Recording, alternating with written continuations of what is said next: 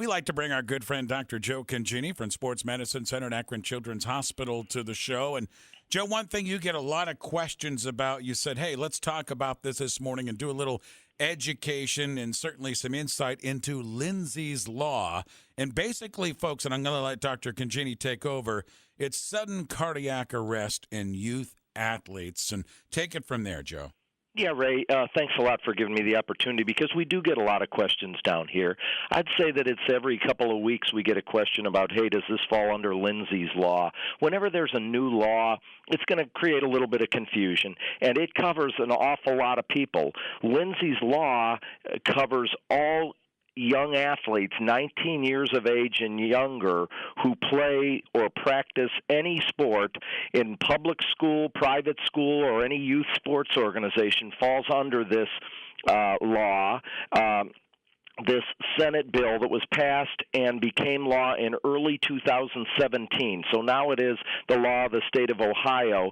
And it's named after former Miss Ohio, Lindsey Davis. And Lindsey is really out there trying to help prevent really the number one cause of sudden death playing sports is due to cardiac arrest, where the heart suddenly and unexpectedly stops beating and kids die. And we hear about cases not infrequently. And what Lindsey found out is that she had one of those conditions that could put you at risk. She never knew about it. She could very well have, in her sports career, had an episode of cardiac arrest and secondarily death. And so she's begun to really advocate for this and passed the law in early 17 with the help of a lot of legislators.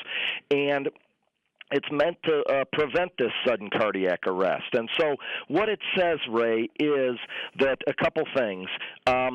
Anybody who's playing the sport, it's the responsibility of any coach, volunteer coach or paid coach in a high school or any youth sports organization to take a training course, 20 minutes from the Ohio Department of Health. It's the same website as the 30-minute concussion training course, and this training course is about sudden cardiac death and who may be at risk.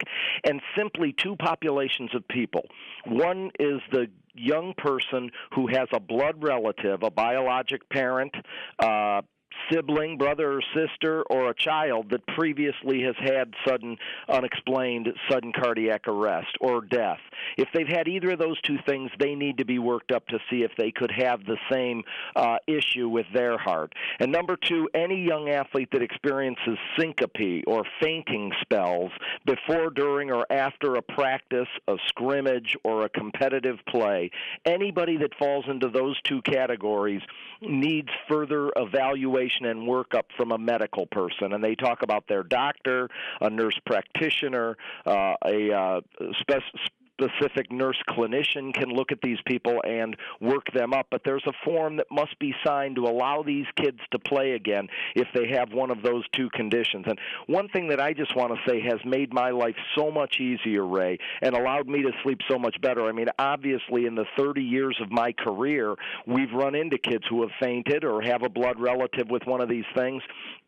And the worry always was we'd say, hey, you need to be worked up further. You could be at risk for sudden cardiac arrest or sudden cardiac death. And what would happen is they'd call their doctor, they'd call a cardiologist, a heart doctor, and they'd say, I'm going to be seen in 3 weeks or 4 weeks or 5 weeks. And I'd be like, what's going to happen over that 3-week period of time? You know, can I play? Do I have to be out? Could I be at risk?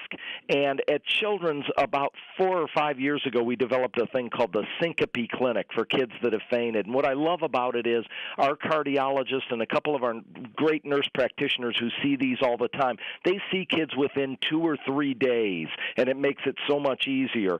And they do whatever workup's necessary. So in a lot of kids, an EKG, for some kids an echo that looks at the chambers and valves of the heart. For some kids, even a stress test sometimes needs to be done. But they decide what needs to be done. We get a note back very shortly after the heart checked out fine, the kid's great for sport, or or the kid has some issues that they need to continue to follow with cardiology about.